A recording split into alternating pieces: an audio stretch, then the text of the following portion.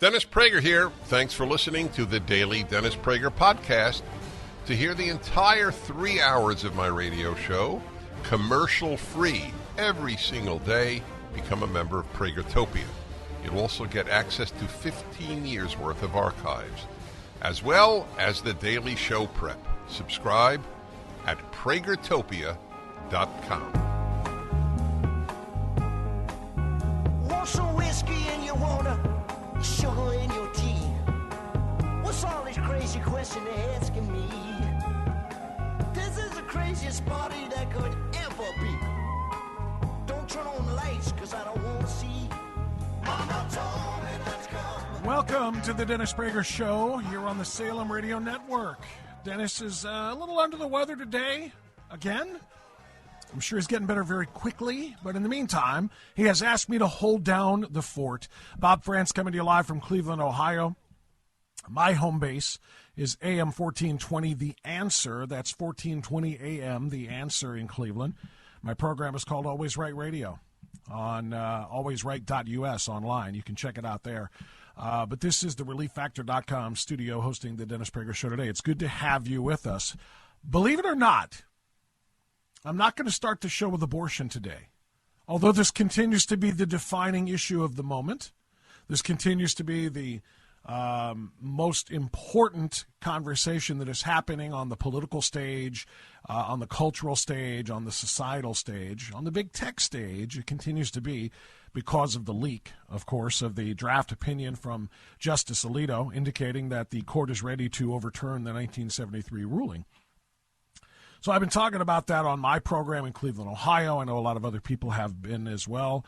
And, of course, I talked about it last week with you on this very program. I'm not going to start with abortion today, believe it or not. What I'm going to start with is crime. I want to talk about crime today, at least at the very top of the broadcast.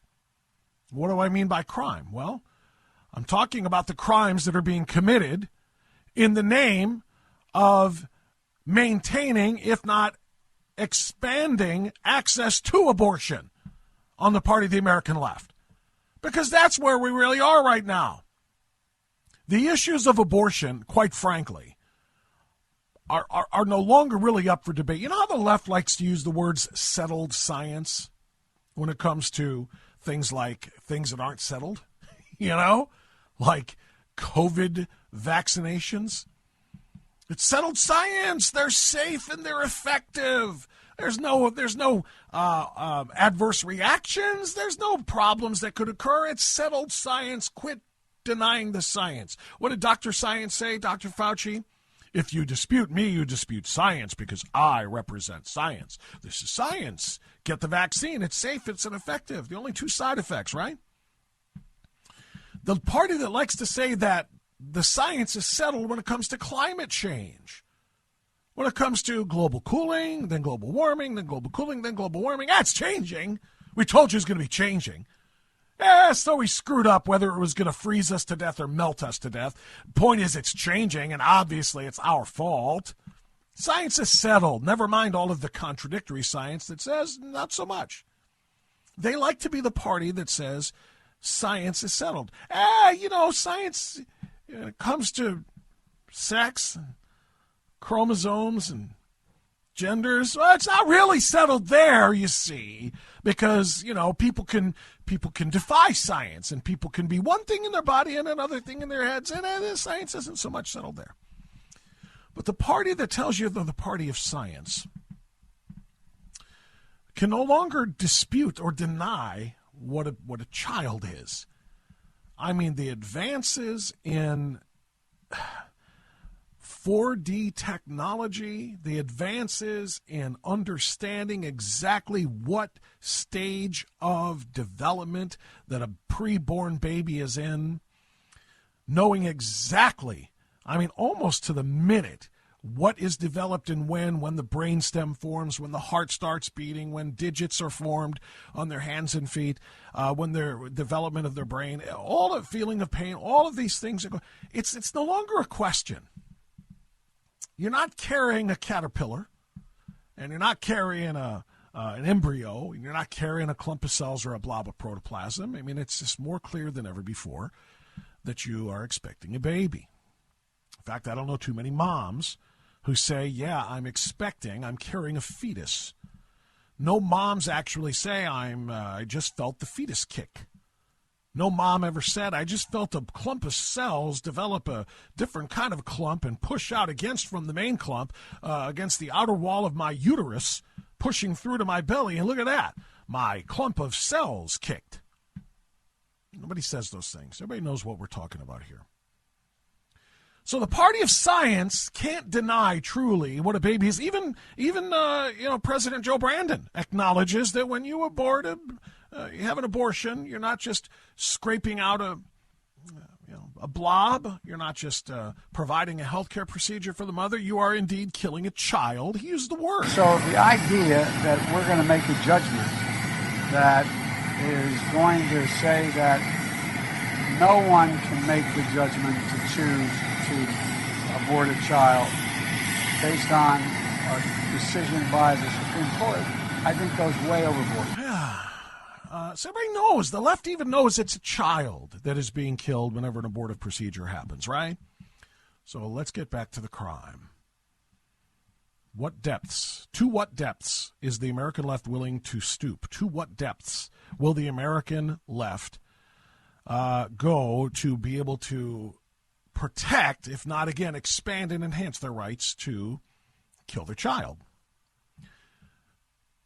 It used to be the mantra that we believe in, quote-unquote, choice, which is a weak way out because it's not choice. That is the opposite of life. Death is the opposite of life. I've covered this. But for newbies, look it up. Grab a thesaurus. You'll see synonyms and antonyms. Antonym for life is death, and the antonym for death is life. So if you are pro-life, the antonym or opposite of that is being pro-death. So the pro-death cult, known as the American left, knows full well what they are killing and knows full well what they are doing. And the old adage used to be safe, legal, and rare. That would be their mantra, safe, legal, and rare. We think abortions should be allowed. We think death should be allowed to be the choice for a mother for their child. Death should be an option, but we want it to be safe and we want it to be rare. Now it has become anytime, any place, for any reason, at any stage of gestation, including the third trimester, including the 8th month, including the 9th month. In fact, if you really want to bring it home, the left-wing former governor of the state of Virginia, Ralph Northam, said even after birth, abortion is still okay. Wait, what? Yeah, you remember, right? He did it on a radio show. If a baby survives the abortion procedure and is delivered and is still alive, sit it over there on the table while I have a chat with mom. Find out if mom wants me to save that baby's life or if mom just wants to let it die on the table. So even post-birth abortion is now in the playbook. It's in the wish list. It's in the desire of the American left. And it is this barbarism, if you will, that they are willing to commit violent acts, criminal acts, to defend. This is what their goal is. So when they act out by breaking U.S. federal law and going outside of the homes of Supreme Court justices like Brett Kavanaugh and like Justice John Roberts, Chief Justice John Roberts, and now Samuel Alito, what they are willing to do is break the law to try to convince and intimidate and harass and to scare those Supreme Court justices into changing their minds. And they don't care what they have to do it, because killing babies is really, really important to them. See, so I'm not talking about abortion today. I'm talking about crime. I'm talking about 18 U.S. Code 1507. You've probably heard a thing or two about that in the last couple of days, haven't you? Well, if you haven't, I'll let former Florida Attorney General Pam Bondi tell you a little bit about what 18 U.S. Code 1507 says.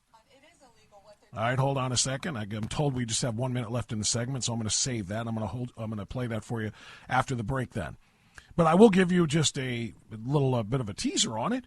It says you can't go to a Supreme Court justice's house and try to intimidate and scare them and coerce them and harass them into changing their vote.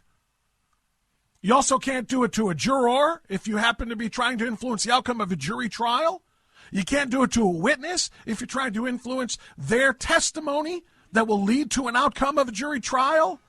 You can't do it to a sitting judge either.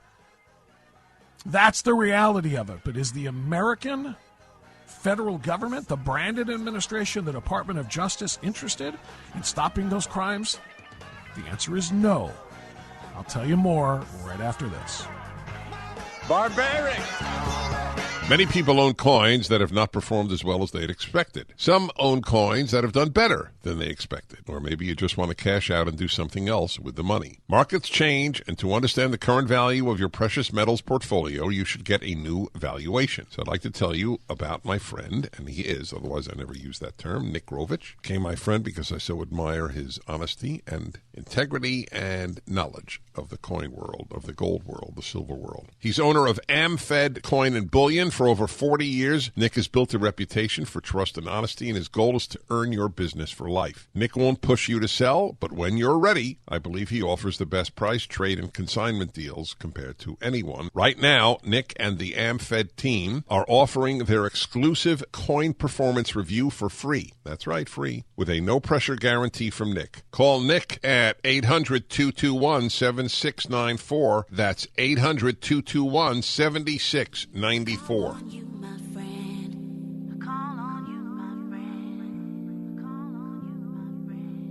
Folks, this show is now available on TV, and I urge you to go there and watch it. Go to salemnewschannel.com or download the app. You can also watch us on Roku and Fire Stick. Salem News Channel, the antidote to the mainstream media.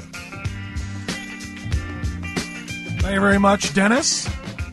Salem News Channel, indeed. 21 minutes after the hour. Thanks for joining us for the Dennis Prager Show. Bob Frantz sitting in Cleveland, Ohio, the ReliefFactor.com studios. Always Right Radio is my program. It's daily 9 to noon on the East Coast time zone. If you care to check it out, I'm online at alwaysright.us, alwaysright.us. So I want to give you this just kind of little primer of what 18 U.S. Code 1507 actually says. I tried to give it to you from the vantage point of Pam Bondi, the former Attorney General of the state of Florida, speaking about the current Attorney General of the United States of America, Merrick Garland, who refuses to do anything about the crimes that are taking place here. Pam Bondi. Voice will be heard. Yeah, Sean, it is illegal what they're doing, and Merrick Garland, the Attorney General of the United States, should be out there arresting them. Here's why. 18 U.S.C. 1507. It is a crime to picket a judge's house with the intent to influence them. This opinion has not yet been released. They are attempting to influence them. Every person out there. And then you've got Sunny Holston. You know what she is? She's a lawyer. She's on TV. She's not only a lawyer, she's their chief legal analyst, saying it's okay for what these people are doing. They are out there committing a crime. This isn't a peaceful protest. The law is very clear. You cannot go to a judge's home with intent to influence them. And the law is there for a very good reason. And, Sean, that's another reason our United States Supreme Court justices, they're lifetime appointments, so they cannot be influenced. And, you know, I would guarantee you even the most liberal justices are mortified and horrified at what's happening in front of their colleagues' homes, because they all act with civility and camaraderie. I would hope they are mortified and horrified by what is happening to their colleagues. I don't know if I would put any money on it, though, Pam Bondi, because I don't think they see things the way you do, particularly when it comes to this issue. All rational, moral feelings that they may have, and I know there aren't a ton of them on the left anyway, I think are kicked to the curb when it comes to abortion, because look at what they are trying to defend. Now, Pam Bondi there did indeed quote from U.S. Code, 18 U.S. Code 1507, which does indeed prohibit by law the picketing or parading or doing of anything trying to influence any judge or intimidate any judge, juror, or witness or court officer in the outcome of a trial or in the outcome of a hearing. If you do such a thing, you can be fined and you can be imprisoned for not more than 1 year or both. It is very clear, it is very plain, it is very obvious, it is not ambiguous. This is what the law says. But the question is where's Merrick Garland? Where is the Attorney General who just literally a few months back took a letter that was solicited by the Brandon administration, solicited from the National School Boards Association.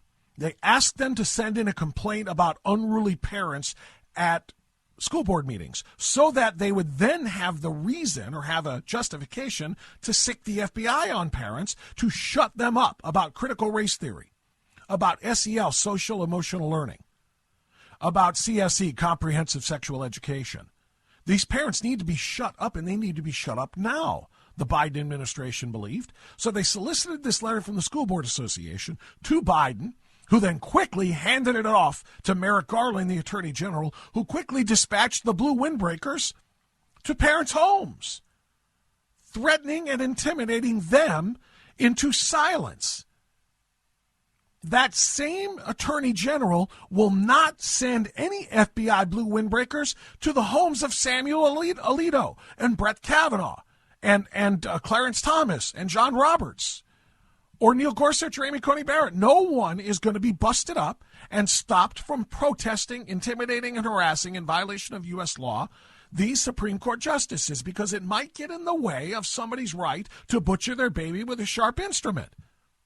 That's the end of the story. The Attorney General refuses to do anything about it, and he is emboldened, I believe, as is the rest of the Brandon administration, by the likes of which Pam Bondi just mentioned in that clip, by the likes of the mainstream media, people like Sonny Hostin, the raging racist on ABC's The View. She simply despises people who are not black, and she despises people who are black who don't think like she does. Because what's wrong with you? Why aren't you speaking like I do? You're black. You should be a Democrat. Being a black Republican is an oxymoron, she said. Being a Latino Republican is an oxymoron.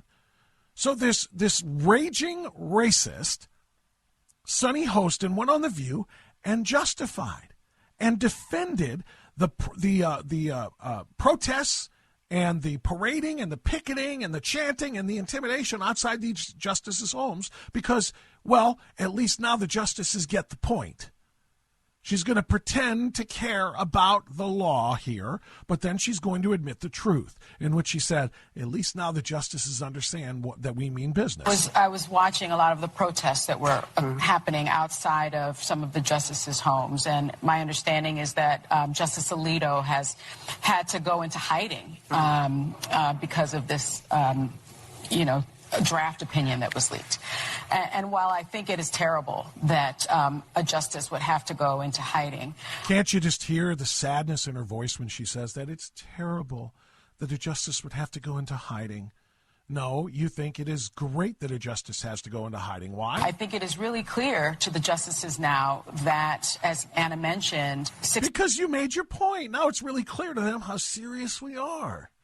We want to kill babies at our rate, not at yours, with our restrictions, which is none, not yours. We don't want you getting in the way of our ability to dismember children. Leave us alone. 64 to 66% of Americans believe that the Supreme Court should uphold Roe v. Wade, right? Wait, what?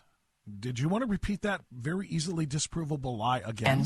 Believe that the Supreme Court should uphold Roe v. Wade, right? No, 64% of Americans do not believe that Roe v. Wade should be upheld. 66% or 63% or whatever of Americans do not believe that there should be no limits or restrictions on abortion. As a matter of fact, the most recent survey showed that 74% of Americans say exactly the opposite, that there should be some restrictions, if not outright bans on the procedure. But please continue. Right. And so that being said, maybe these protests and maybe this outcry gives Chief Justice Roberts some leverage for a more moderate approach. There it is. There it is. Out loud. maybe these protests outside the Supreme Court justices' homes that send people like Sam Alito and his family into hiding have made it clear to John Roberts, change your mind. Don't let this vote happen. Don't let this vote be released. Don't let this opinion that is a draft opinion become a permanent opinion. Don't do it. Now you see how serious we are. Now you can find a more moderate approach. She literally just gave tacit approval, justification for the breaking of U.S. law, intimidating judges to stop them from interfering with the right to murder babies. That's how important it is to them. I'll be right back. The fight for the unborn is raging in our country. An unprecedented leak from the Supreme Court indicates that Roe v. Wade is on the brink of being overturned. During this critical time, a new movie is about to be released. The award-winning film, The Matter of Life, cuts through the rhetoric and hatred and exposes the real issues surrounding the plight of the unborn. The Matter of Life will be in theaters nationwide for 2 nights only, May 16 and 17. If you care about protecting the unborn, this is a movie you will not want to miss. Go to fathomevents.com to receive your tickets for a theater near you for May 16th or 17th and have your own life transformed as you watch The Matter of Life. That's fathomevents.com, Fathom events.com. There's a battle taking place in America. Whether you are pro-choice or pro-life, you should see this film. Yes, hour number 2 is underway. Thank you, Mr. Scream, for that rousing introduction. Hour 2 of the Dennis Prager Show. Bob Frantz sitting in for Dennis. Dennis a little under the weather. A little bit of a head cold thing going on, I am told. Hopefully ready to come back tomorrow for you. But I'm so pleased to be with you from Cleveland, Ohio, home of AM 1420 The Answer. My radio program is called Always Right Radio. You can learn more about it and follow along and even listen to it if you dare at alwaysright.us, alwaysright.us. You'll see some of the leading news and views of the conservative movement in this country collected for you right there on alwaysright.us. So I invite you to join it. By the way, something else that I do on my program, if you've never seen it, or on my website rather, there's a little red button that says sound off on it on the right side of the page. Click that button, put in your name, and then start talking. Record into your computer's microphone or into your telephone, and then click stop, then click send, and it'll come right to me, and I'll play it on the radio. I do it all the time. I'll play your thoughts on the radio in case you can't stay on hold for a very long time and get on with me live. Record your message, your question. I'll play it, and I'll respond to it, answer it, whatever the case might be. So a lot of ways for you to interact with the program today. 877-243-7776 is the number. That's 8-PRAGER-776. Have you seen 2,000 Mules yet? Did you see it when it was in theaters in limited release last week? Did you watch the virtual premiere perhaps on Saturday? I want to talk to you if you did. That doesn't mean you can't have an opinion if you didn't. But the last caller just said, how do you know who those ballots were for?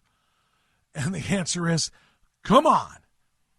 Let's take a look at what happened and the balance of power in those particular precincts, in those particular battleground states, and how they all flipped for Joe Biden.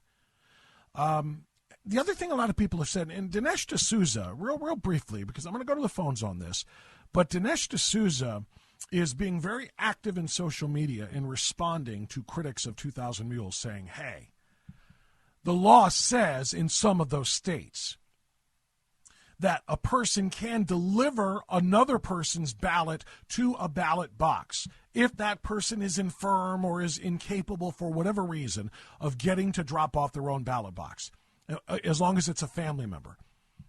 And while that is indeed true in some cases, you need to watch the movie.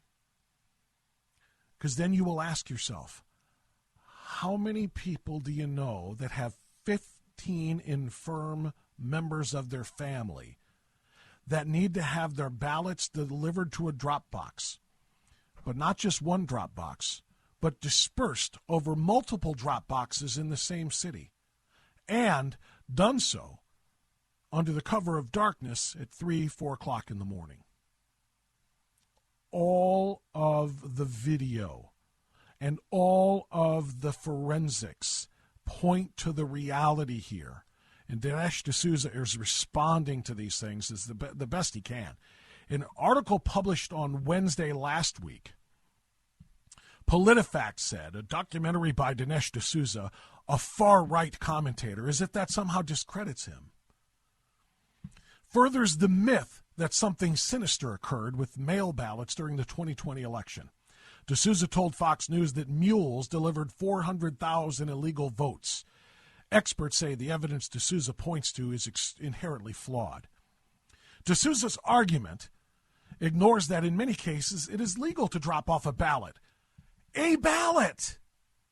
on behalf of another voter, which is especially helpful for voters with disabilities or the elderly. Critics of this practice call it ballot harvesting, with election administrators typically using other terms such as ballot collection, the fact checker reports. And as Dinesh points out, responding to this, tweeting, paying mules money to deliver ballots is illegal in every state. These mules were all being paid. In Georgia, you can give your ballot to a family member or a caregiver to drop off, yes, but the mules are not family members or caregivers. PolitiFact is lying to cover up coordinated fraud by its own side in the 2020 election, and he is exactly correct. Of the 5 states examined in the film, none allow someone to get paid to pick up and deliver mail-in ballots, according to Ballotpedia. Arizona only permits a family member, household member, or caregiver to deliver a ballot. Similarly, Georgia only allows a family or household member. But again, the mules that were tracked and videotaped delivering these just handfuls of ballots to the point where they're stuffing them into the slot of the box and they won't all fit and they're tumbling to the ground. How many infirm family members do you have? And by the way, why were you voting for them in the dead of night? Why were you delivering these, rather, for them in the dead of night? And why did you have to go to another drop box after returning to another center, an NGO, a non-government office, to collect more ballots to take to a different drop box in a different location? All of this is very clearly spelled out, and it's not even spelled out. It doesn't take an explanation. Just your eyes. Just your eyes. Your eyes, your wit, your common sense. You watch and you understand the depth of the coordinated fraud of the 2020 election. And the course of history has changed and has suffered. We are all suffering because of that fraud. Did you see the latest numbers in terms of the cost of, you think inflation is bad now at 8.5% and 10.5%? Give it a couple more months of record high gas prices and diesel prices. Gas prices today are now at an all-time new high at $4.37 a gallon. That's the national average. Over $6 in California, but nationally $4.37, which is a nickel higher than yesterday at $4.32, which is about $1.50 higher than a year ago at $2.96. And what was not reported on that chart, which I have at alwaysright.us, is that 2 years ago, in May of 2020, under Trump's watch, an average price of gas was $1.88. $1.88. Under $2. It's now $4.37. The course of history was changed by that fraud. And oh, by the way, a gallon of diesel is an average of around $5.50 a gallon now, or more, which means every truck delivering every good to your local big box or family stores is going to have its price jacked up to cover the cost of that shipping. I don't tell you this because you don't know it, you do know it. But it needs to be spoken that we wouldn't be in this predicament had the election not been stolen in the manner depicted. And by the way, this is only one portion of the fraud. Other fraud has been proven and put on display in terms of fixing and hacking of computers in which electronic ballots have been cast. But just to stick only with the paper ballots, the mail-in ballots that were distributed in the 5 states, the battleground states that I talked about, that you see in 2,000 Mules, you will come to realize there is no possible way to see it any other way, even with blind partisanship and loyal to the Demon Rat Party. Sorry, I make that mistake from time to time. There's only one letter difference between Democrat and Demon Rat. Sometimes I misspeak. But even your blind loyalty to the Demon Rat Party, you cannot possibly dispute what you see on this film because it's all video evidenced. All right, 877-PRAGER, 877-243-7776 or 8-PRAGER-776. We're going to go to Vincent in Atlanta. How about that? Right to the heart of the matter in Georgia. Vincent, Bob in for Dennis. Go ahead, sir. Yes, sir, Bob. Listen, I saw the movie, man. It is horrific. At a certain point, Republicans need to simply call this what it was. I think we passed fraud. We moved on to treason because that's what it really boils down to if you look at the definition. And why the Republicans aren't, Fox News and Congress aren't really talking about this, I'm not sure. And one last thing, you said we can't do anything. In the Constitution, there's a phrase called the consent of the governed, which basically means we're governed by our consent. When you have a fraud at this level, no, we're not being governed that way. So there should be something that the public can do about it. Well, again, I think going forward, Vincent, and I thank you for the call. And by the way, I agree with you. I think it is treasonous. It is certainly federal crime to defraud an election and to cast fraudulent ballots and to deliver fraudulent ballots. All of those things are certainly accurate. But they're never going to unring this bell. You cannot get toothpaste back into a tube once it's been squirted out. It's just not possible. Joe Biden is going to have his term. What happens after that, however, can be impacted by what you see in this movie. What happens going forward will be impacted by what has already been done, only if we learn a lesson from it. I'll be right back.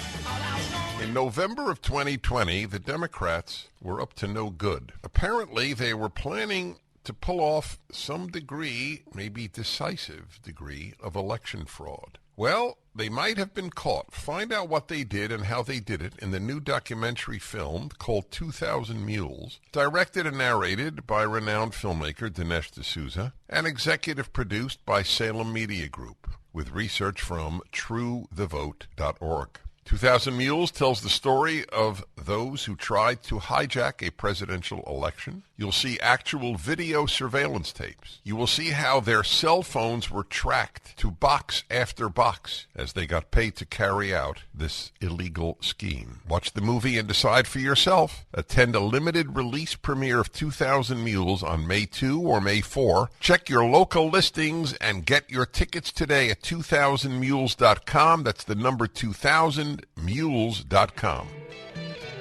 All right, 20 minutes past the hour on the Dennis Prager Show. Bob Frantz sitting in for Dennis. I'm going to go back to your phone calls in a second, but I've been trying to familiarize myself with what happened here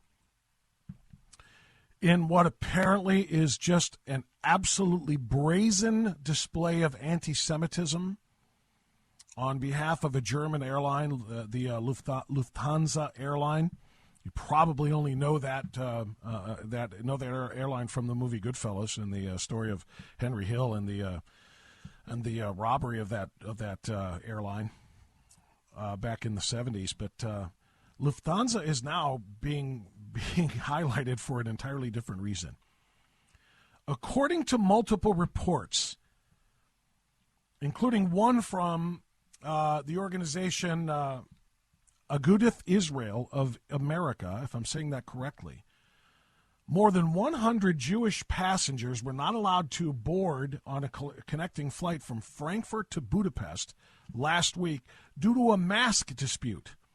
People on the flight say several Orthodox Jews refuse to wear a mask, and Lufthansa continues to require mask wearing on their flights.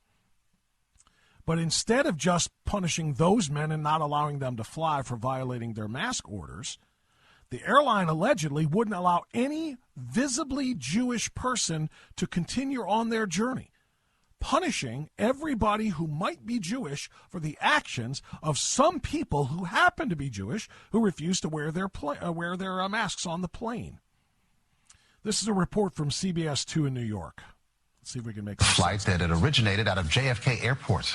Jewish people who were the mess, who made the problems. So Jewish people on the plane made a problem, so all Jews are banned from Lufthansa for the day? Just for this flight. Multiple Jewish organizations are claiming that more than 100 Jewish passengers were not allowed to go on a connecting flight from Frankfurt to Budapest over a mask dispute. People on the flight last Wednesday claimed several Orthodox Jews refused to wear a mask, which the airline still requires. But instead of just excluding those men, the airline allegedly did not allow any visibly Jewish person to continue their journey. I'm going to stop that right there to make sure you heard that.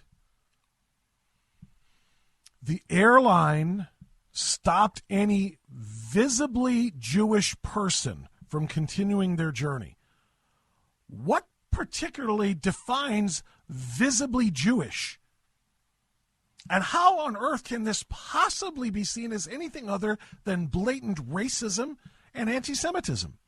You look Jewish. Another guy who was Jewish caused a problem for me. Therefore, transitive property here, right? Therefore, you're going to be a problem for me. You don't get to go on this flight. And neither do your other Jewish, visibly Jewish-looking friends. None of you get to go on this flight. In a statement tonight, the airline acknowledged denying boarding to a large number of passengers and says it regrets the circumstances surrounding the event, adding the decision resulted from multiple incidents of non-compliance with crew safety instructions, including not wearing masks. Lufthansa says it is still reviewing the circumstances and apologizes to the passengers and that they have zero tolerance for racism, anti-Semitism, and discrimination of any type. Well, to a developing story in New Jersey. Maybe they have some tolerance for racism and anti-Semitism. Maybe you have some tolerance there. First of all, what is a visibly Jewish person? What exactly does one have to, what characteristics does one have to have before somebody can say, you look like you might be Jewish. You don't get to board. Wait a minute, why? Because another Jewish guy that I knew was Jewish, because he was Orthodox, caused a problem for me on my plane, so you're probably going to cause problems too. Somebody please substitute African American, or since this was taking place in Europe, just black. Somebody substitute black for Jew here. We had black guys on the plane before who wouldn't cooperate, wouldn't wear their masks. You're black. You're going to be a problem, aren't you? You get out of line. You're not getting on this plane. How do you think that would go over in 2022? In 2022 America or 2022 Europe? I promise you the outrage would be much, much higher and stronger than it is right now.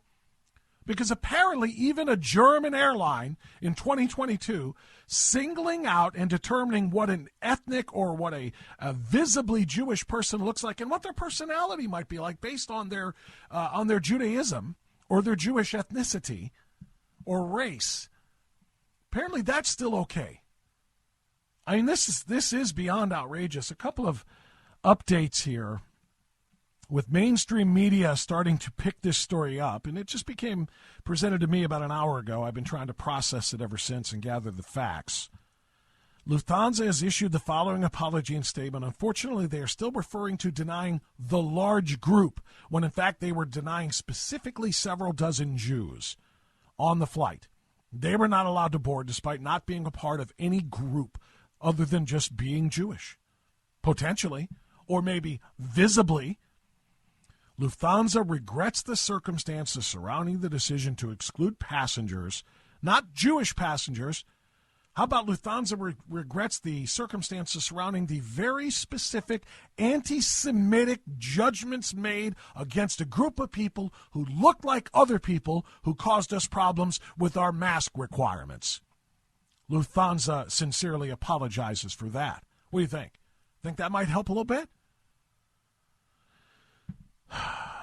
Shining a light on anti-Semitism in the world should never be silenced. Now we wait for Lufthansa to do the same. This just continues to get worse. I just continue to try to update this as much as I can. Lufthansa refusing to acknowledge that it was Jewish people who were discriminated against here, who were targeted for this harassment and this refusal to access or allow access to a plane, a connecting flight, simply because previous Jewish passengers caused a problem. And if you couldn't hear it at the very beginning of that video, by the way, what the flight attendant was saying, she was trying to explain why they were not allowing Jewish-looking people onto this flight, because Jewish people caused the problem. Jewish people who were the mess, said this flight attendant, who made the problems, therefore you're not allowed to go in. They said, what, never again? And no, just on this flight. Oh, okay. Well, as long as we're only going to be anti-Semitic and racist for this flight, but not for all of the other flights to come, then I guess we can let this one slide, right? No. This cannot be allowed to slide. I almost gave you the Cleveland phone number. 877-243-7776. 8-Prager-776. Let's get a phone call in from, how about Minneapolis? Matt, you are on the Dennis Prager Show. Go ahead, Matt. Oh, hi. Thank you. Did you say that the mainstream media was picking that story up? Because I thought that, that would just get buried. But if you said that the media is starting to get it, that's something at least. Well, that was the phrasing. That was the phrasing on one particular website that I looked at that said, as the mainstream media becomes aware of this and starts to pick it up. So let's see how mainstream it really goes. Yeah.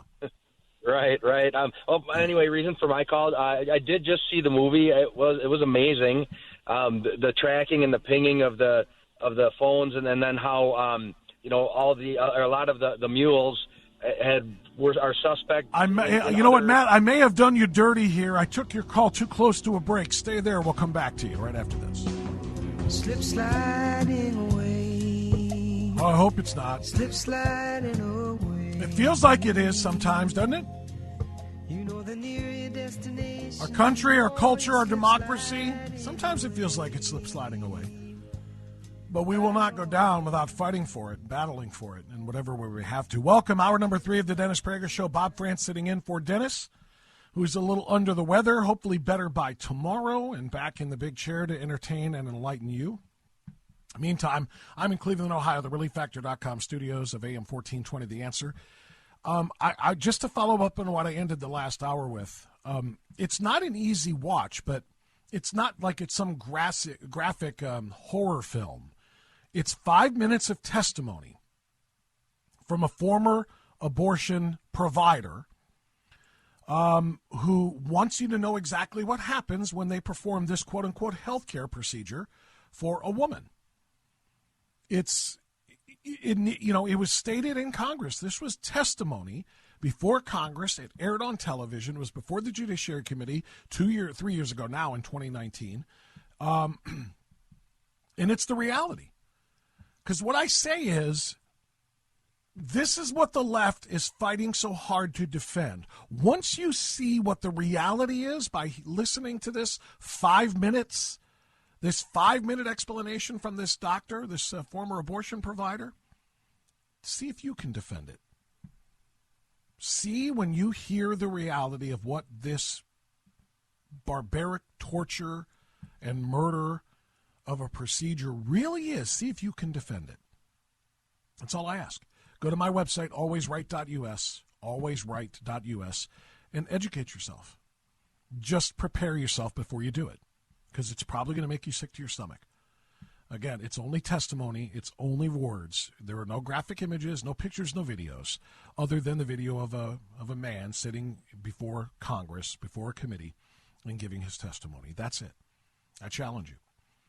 877-243-7776, the number to join us, 8-Prager-776. I want to go right back to the phones as I promised I would. I've been very large on the monologuing today, not as much on listening, so let's take some phone calls. And we're going to go to California, and it looks like Karen in California. You are on the Dennis Prager Show. Bob Frantz sitting in. Go right ahead. Hey, Bob. Good morning. Yeah, Good morning. I have a question. This whole voter fraud stuff. The only voter fraud I heard was, I need you to find me 11,780 votes. The voter fraud that is supposed to be conducted in black and brown area hasn't manifested itself, but it has manifested itself in the villages or with Mark Meadows, who's registered to vote in 3 states. All this supposed voter fraud. You know who conducted themselves with class? Why do you keep saying supposed voter fraud, Karen? Did you watch the evidence presented that I was discussing earlier? Did you see the 2,000 mules? Can you address the voter fraud that says, I need you to find me 11,780 votes? First of all, that's not how this works. I'm the host. I ask a question of a caller, and a caller calls with their answer to it. So if you want to answer it, you can. Second of all, I will tell you what you just described is not voter fraud. Saying what I need, all he's telling the Georgia representatives is, don't let them cheat me. Make sure that the vote is accurate. Yeah, that's exactly right. Make sure you know as well as you. Okay, why hold on, Karen. What I want to know is why you are so dedicated to not addressing the issue that is presented with visual evidence, not conjecture, not this is what my opinion is, but the visual evidence that is provided in this film. Can you please address that, or is that something that's too hard to face? Well, I don't even deal with the film. I deal with reality. Mark Meadows registered in 3 states. Okay, so you're not going to answer the question. You're not going to answer the question. You see, this is the reason why the left doesn't have successful radio, because the left cannot conduct conversations and stay on the point and stay on the topic intelligently and sensibly. This is the reason why Air America failed. This is the reason why conservative talk radio has been the dominant dominant force in this industry for the last 40 years. Because we will talk to people on the other side, and we will stay on topic and not try to deflect and create a straw man argument. And by the way, people who are registered in multiple states is exactly why Republican secretaries of state move to clean up the voter rolls. So if somebody is registered in one state and moves to another, the original state that they left, they have to have their name taken off the ballot. They have to take their name taken off the registry, which is exactly what Republican secretaries of state have tried to do, and leftists have complained about, because they want to be registered in multiple states. But the issue here is what is presented in 2000 Mules, which is not refutable, because we're talking about the best evidence that there can possibly be as to fraud. Video evidence, forensic evidence, easily provable scientific evidence. We're not talking about just, maybe because this guy was registered at 2 different places. That's fraud. Well, that's not evidence. That's conjecture. That's argumentation. That is just being argumentative for the sake of not wanting to address the issue at hand. Why do you want to call a show that's talking about an issue and then change the issue? It doesn't make any sense.